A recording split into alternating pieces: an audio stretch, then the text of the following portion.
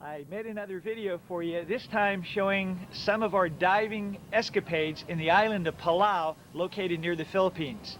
As I mentioned to you, we were there to document a World War II fishing trawler that George Bush had evidently shot down. And the theory was that the vessel was completely unarmed and then George Bush killed innocent people.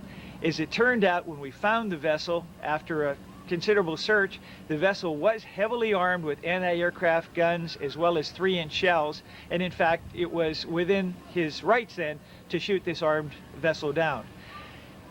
In addition then to documenting Bush's wreck, we had the opportunity to find two completely new wrecks in Palau. Both of these wrecks were found in relatively shallow water but haven't had people on them for the last 50 years. It's a fascinating story, and I'd like to share with you some of the video taking on the unusual wrecks of Palau. This little airline map gives you an overview of our flight to Palau.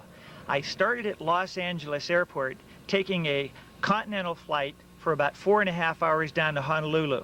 At Honolulu, I had a 3-hour layover, picking up another continental flight for 7.5 hours, flying into the area of Guam.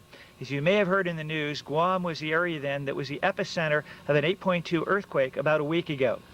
I had a 4-hour layover in Guam, and then I took another Air Micronesia flight then into the small island of Palau.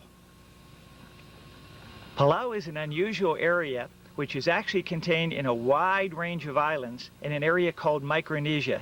This whole area of Guam, Truk, Palau, the Philippines, was really one of the central areas of the Battle of World War II. You can see from Palau its close proximity to the Philippines, to Indonesia, and to New Guinea, as well as to Yap, Guam, and Saipan. What we're looking at is a navigational chart of the islands of Palau. One of the most important battles during World War II was fought in this area, a small island to the south known as Peleliu. We flew into the capital then of Palau, which is located up here on a small area of land, the capital being named Koror. You'll notice then Koror is adjacent to a very large contiguous landmass with heads northward. Most of the population of Palau is centered around this area. Now, what we would do is get up about 4 o'clock in the morning then, get down to one of the marinas located in Koror, and the party of 6 of us divers would board a 22-foot twin-engine outboard boat. Now, the journey was so long we actually had to have an emergency or a chase boat loaded with 55-gallon drums of external fuel. We would take off from Koror, going in this inland passage, still staying inside the coral atoll, and make our way northward up to where the reported wreck was located. In Bush's aerial reconnaissance photographs, he reported the 150-foot trawler being shot down in this island called Krangel. Unfortunately, Bush was wrong. His navigation was totally incorrect, and some chiefs indicated that they thought a better chance was that the wreck would be up here in an island called Narangal. We took our magnetometer and did a search in this area and found Bush's trawler then in 37 feet of water up in this area. We dove the trawler then for 2 days.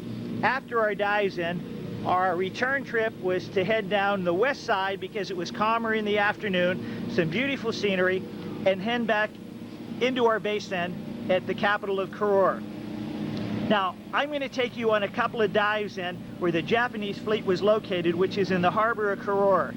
I'm going to take you on 2 vessels which had been sunk 49 years ago and hadn't been visited by divers since then. So let's go underwater and visit the wrecks of Palau.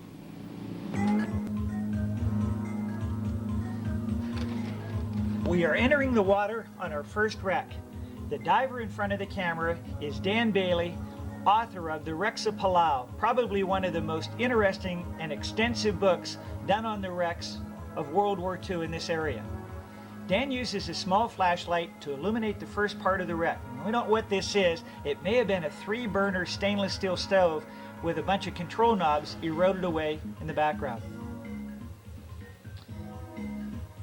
This wreck was believed to be about 300 feet long and blown apart by several 500-pound bombs. You can see the shattered hull plates, some of the corrugated sections of the superstructure scattered along the bottom.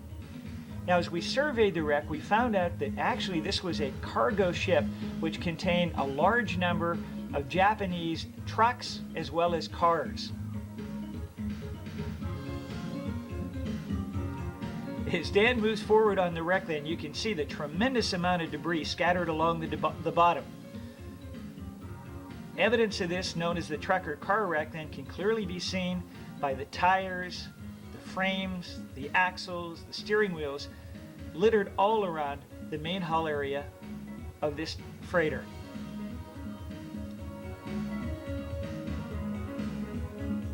It was unusual because when we dove this, we didn't have any idea what to expect. We found battery cases, 55-gallon oil drums, transmissions, carburetors, sake bottles.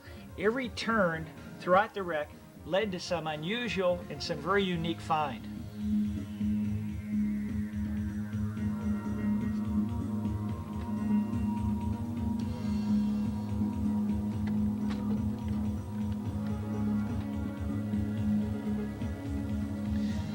Another tire can be seen in the foreground, as well as parts of the leaf springs, fenders, a hood, and various other frame components of this unusual Japanese wreck.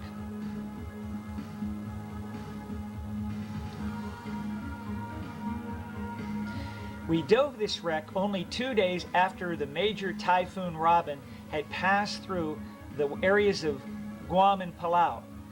This typhoon raged 95-mile-an-hour winds and really stirred up the water. It was fortunate that the waters inside the harbor cleared slightly, but even at that, our visibility was less than 30 feet. I'm using wide-angle optics to try to bring back the color and at least some of the images of this wreck. Panning upward, you can see a very large either fuel or water tank, as well as some of the bracing then still remaining on the front of this wreck. Now, with my 200-watt underwater lights illuminated, I pan along the side of the wreck to bring out the reds and the encrusting corals and sponges. You see Dan in the background then slowly moving toward the camera. On his waist, a plastic slate then, which was used to document a lot of the debris as well as some of the locations of the key portions of this wreck.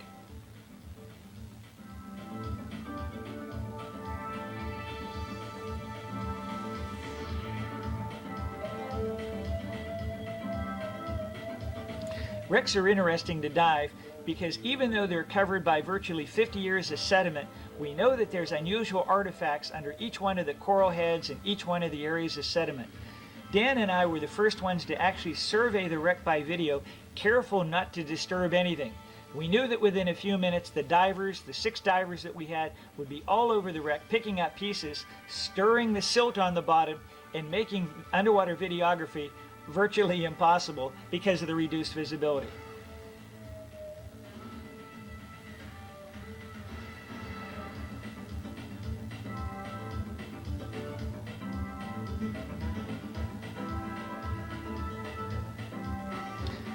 In this shot you can see one of the axle hubs then of either one of the trucks or the cars, part of the frame member extending forward then. As the camera pans forward, you'll see this steel cable extending outward 20 feet to a rather large lifting eye. It was probably this that was used then to potentially unload the vehicles onto the dock or shore-based location.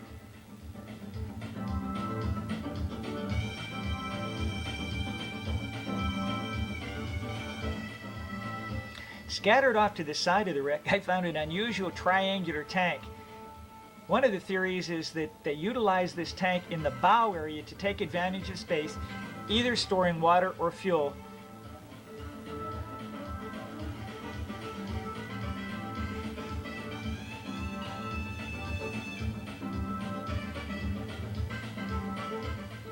Moving back to what we call the stainless steel stove area, I pan the camera upward toward the wreck, and you can see the other divers have just started to enter the water. In the background, the image that looms is that of our only female diver, Pam.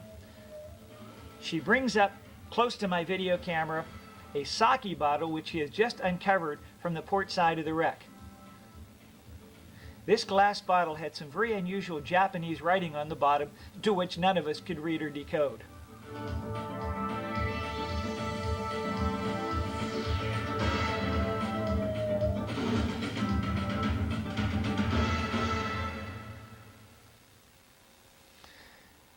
It's always nice to record new finds, and as I move my camera in, I noticed that Pam's husband, Chip, just recovered one of the first brass portholes off the wreck. This is truly an underwater archaeologist's delight because they're relatively rare. The brass portholes were mounted in the steel hull plates, and of course with the steel eroding away, the brass portholes then fell to the bottom. Now it's believed that the impact of one of the 500-pound bombs probably blew the glass out of this porthole, although many times we found the glass actually shattered rather than completely blown out. And as Pam sets this thing gently down on one of the large deck tanks from the vessel, we move in and observe some of the hinges, which are still fully operational. Now these tanks were rather large, and even though they were eroded away on the top and the sides, the divers could actually swim inside. One of the divers had an unusual experience because as he swam in, there was a 200 grouper that had made this tank its home, and I don't know who was more alarmed, the grouper or the diver, when they came face to face.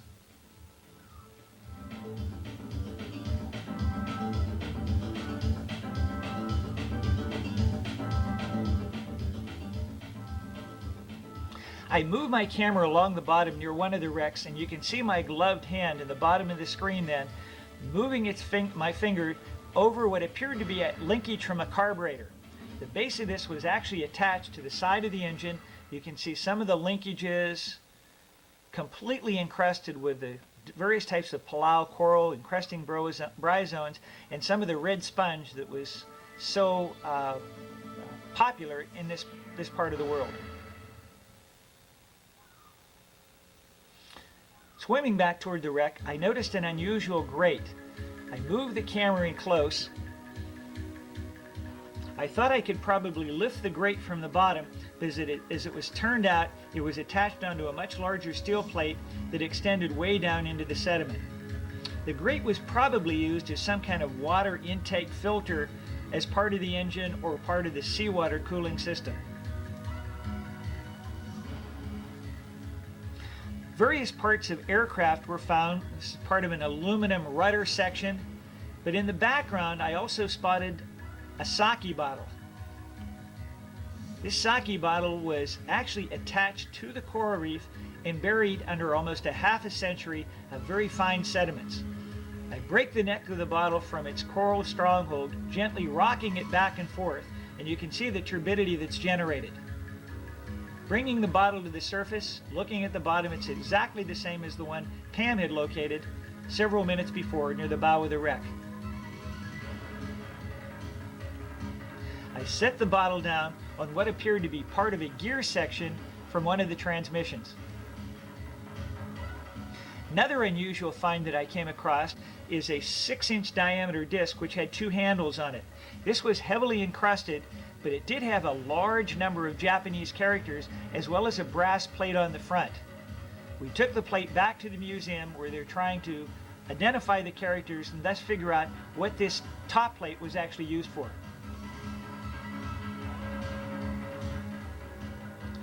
Now about 150 feet away from the main portion of the wreck, I locate a very large, what appeared to be a mooring buoy that had gone down in one of the storms. You can see the fractures on the buoy, and as I pan from the buoy, I noted that this area must also be a dump then for other pieces of scrap then from the Palauan people. Moving the camera in closely, I can see one of our divers actually going inside where the engine used to be, then slowly backing up as I move the camera over the interior section, steering wheel either removed or eroded away. You can see only part of the roof structure remains, but yet large pieces then of elkhorn coral have taken hold. Well, from the fins on the wreck, you can tell this is certainly not a World War II wreck, but something rather recent.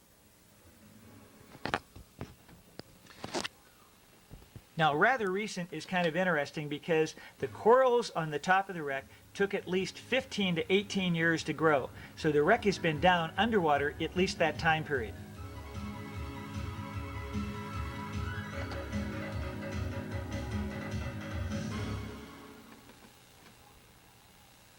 It was heavily encrusted then with not only different types of coral, but also various algae and red and yellow sponges.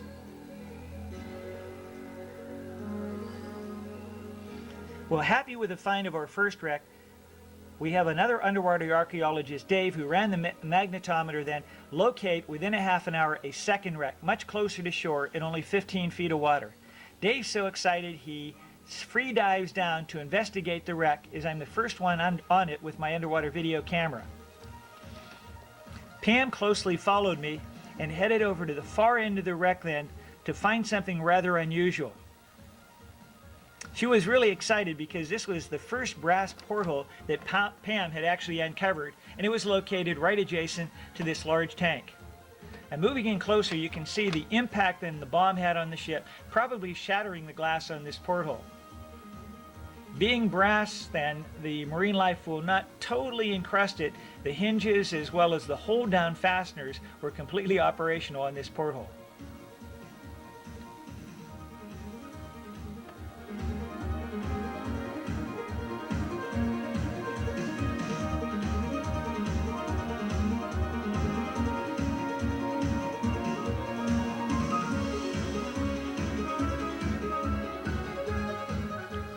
Now, as Pam is looking through the glass in the porthole, she spots something in the foreground which she points to. But not wanting to take my attention away from the porthole itself, which I'm filming, I continue with the camera onto it, and Pam tilts it up in front of my video lens. I was curious as to what she was pointing to, so I decided to move the camera a little bit to the right so I can peek around the coral underneath this small section of brain coral. Well, Pam got the hint. Reaching her hand in there, she pulled out a rather large and unusual 4-inch brown-spotted tiger cowrie. This cowrie, member of the snail family, is one of the largest that appears in Palau waters.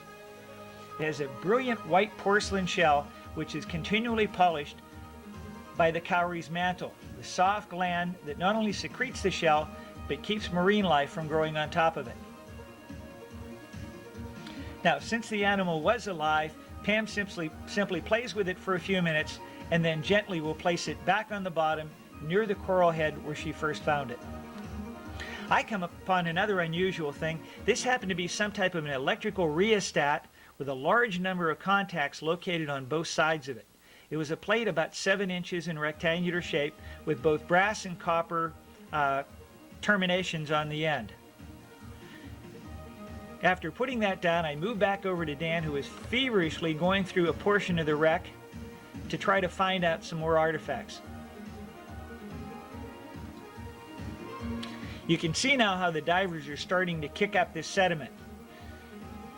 Moving over near an area adjacent to the engine, you can see one of the large fuel valves with its handle on the top still intact. As I mentioned before, it was believed that this possibly was a fuel tanker or oil cargo vessel. It has a tremendous amount of tanks connected with it, the tanks interconnected by both valves and very large hoses. Now this one, as we pan down, actually brought one of the fuel lines into the engine.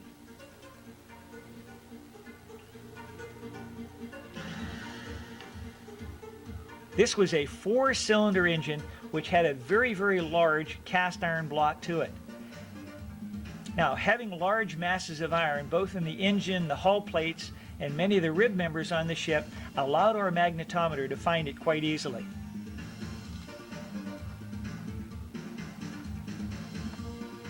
Even though the central area of the wreck was steel, it still supported outside structure then of wood and wooden ribs. Many of these ribs had been taken away or eroded away then both by storms as well as marine worms. Well, one of the divers happened to find either an intake or an exhaust valve from the wreck.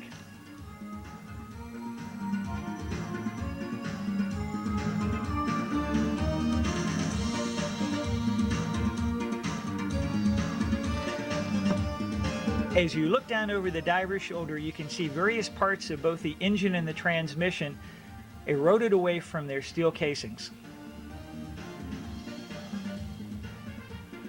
Swimming forward, you can see several of the very, very large fuel or oil tanks on the ship, and of course the large plates then that have been eroded away by a half a century of saltwater action.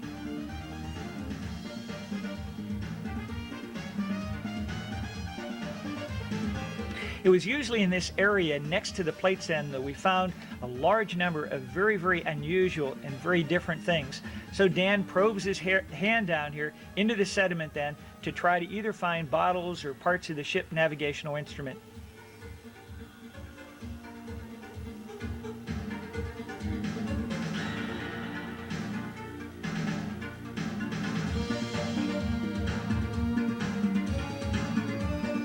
My camera points down to show you some of the partially eroded ribs then, wooden ribs still remaining on the vessel.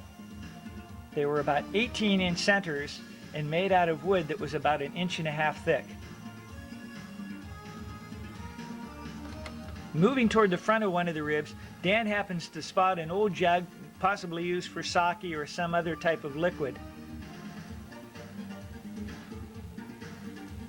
The fuel transfer hoses and some of the tanks can be seen in the foreground.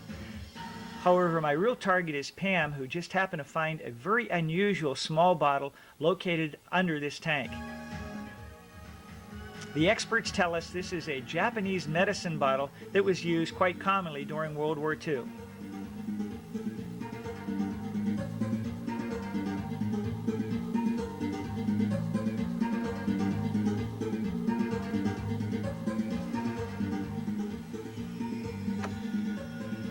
Well, not to be outdone by a simple medicine bottle, one of our divers, Keith, happens to find an old white porcelain sake bottle. And this was really unusual because on one side it had a number of different scenes hand-painted on the porcelain bottle. But as Keith slowly turned the bottle over, you can see a whole series then of Japanese characters painted on the other side. Now, none of us could really read Japanese to make any sense out of it, but our resident expert was Dan Bailey. And so Keith took the jar over to Dan. Dan spent a few minutes trying to interpret some of the characters, but actually was unable to do so. We took the bottle back to the museum where it's currently being looked into.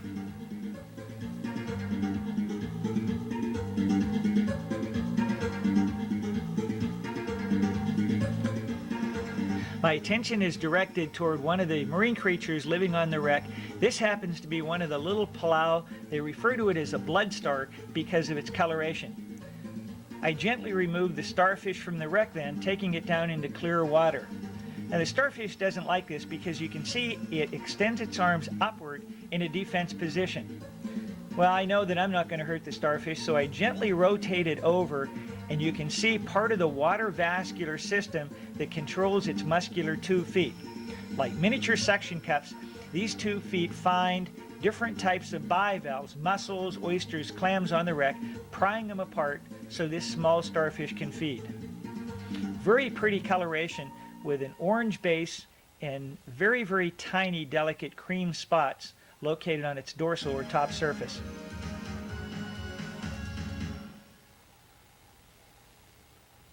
I gently put it down to the bottom, giving it kind of a small holiday or excursion from its original place on the wreck. Right next to the starfish, I encounter a rather large 1-gallon metal can. Now this always intrigues my interest, so I pick the can up and rotate it on its side, only to discover that the can was actually used to contain a gallon of Japanese soy sauce.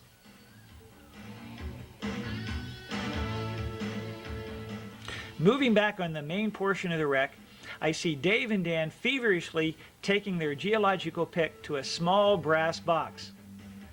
Now as I move in, I try to figure out what they're doing. And in this angle, you can see that they're trying to open the brass box end by hammering or releasing some of the encrusting coral. It's believed then that this box had something to do with a radio transmission system, maybe one of the frequency modules or one of the receiving crystal setups for the radio. Dave continually tried to pound on this, releasing it, but to no avail. So instead what he decided to do then was to leave the box alone, bring it up to the video camera so we can get a little bit more detail on the handles on the top, some of the electrical connections both on the side, as well as on the bottom of the box.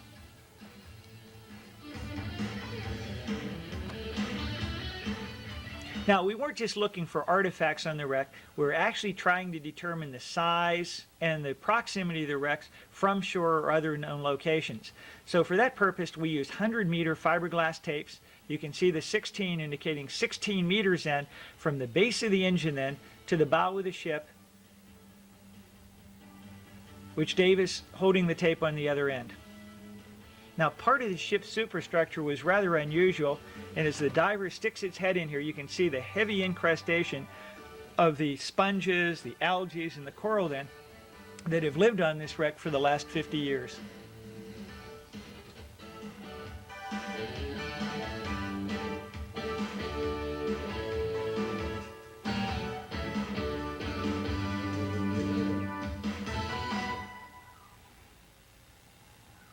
Now I swim over the top of the wreck then, over Dam's shoulder, and you can see one of the hatches that remain open.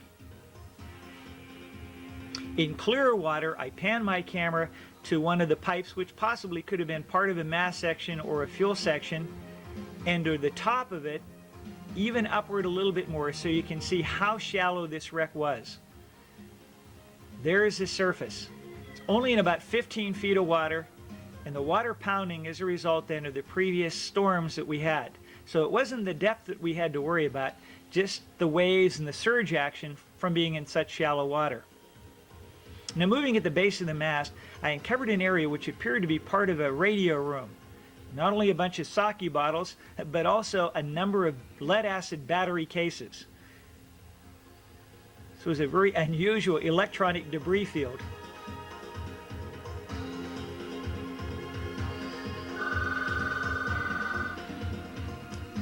Now the camera pans down toward another porthole which I had located. As I open the porthole, you can see inside happens to be another sake bottle, and attached to the cracked frame then of the porthole, a little clam known as a toenail clam, which grows in abundance in these Palauan waters. In all, we probably discovered 15 of these large tanks on the wreck, as well as a dozen or so sake bottles. But of all the artifacts, probably one of the most unusual ones was a device known as a taffrail log. This is a old-style mechanical device used by ships, both American and the Japanese, to determine ship speed and distance traveled. Here Pam brings it in front of my video camera where you can get more details of this unusual brass navigation instrument. A line was attached to an eyelet at the front of the taffrail log so it could be towed behind a vessel. If you notice the curve on the fins, as it was towed, it spiraled around, twisting the line. The twisted line then was attached to the back of what appeared to be a speedometer on the ship.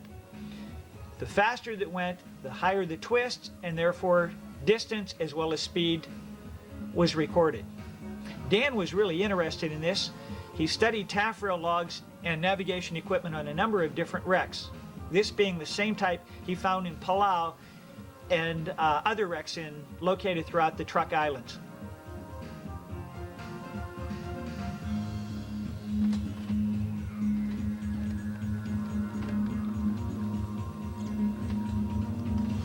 Anytime I see a feverish pitch of divers kicking up their fins underwater, I move in with my video camera as close as possible, and of course they were happy that I was here because they made another unusual find.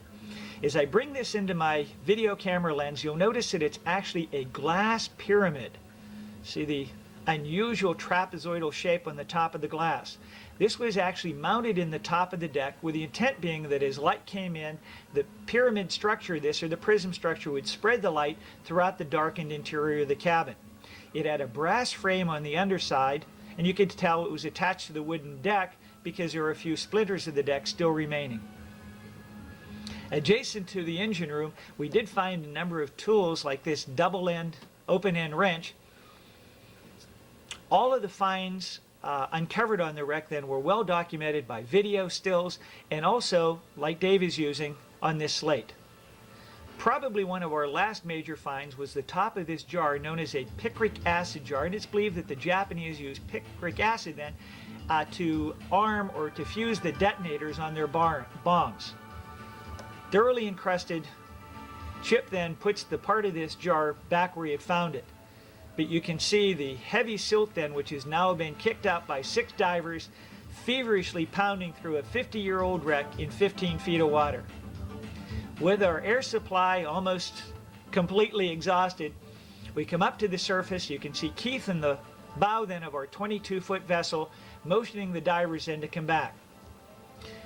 Pam and Chip were the 2 remaining in the water. The vessel then went in to give them a hand then, not only picking up some of the artifacts, the few artifacts that they had taken, which were given to the museum for preservation and display, but also to help the divers out of their gear. This sure made life pretty easy. They handed up our weight belts, our cameras. We even had the opportunity to take our tanks off underwater so that when we got up on the swim step or the dive platform, it was really very, very easy. So this was extremely comfortable diving at its best. Well, I hope you enjoyed that brief videotape on the World War II wrecks of Palau, at least the 2 new vessels that we saw. Unfortunately, the television studio right now has the footage of the underwater Japanese aircraft Zero, the underwater seaplanes, and many of the other wrecks, including Bush's wreck, that they're currently making into the documentary. But as soon as it's released, you'll see it on TV, and if I have the tapes, I'll make you another home video of it. We're invited back from the government of Palau to do a series then of underwater tapes, both promotional as well as documentary, on the wrecks in the aircraft of Palau. So I really look forward to going back there if it does actually materialize. And I'd like to say goodbye from sunny, warm Southern California. Bye-bye.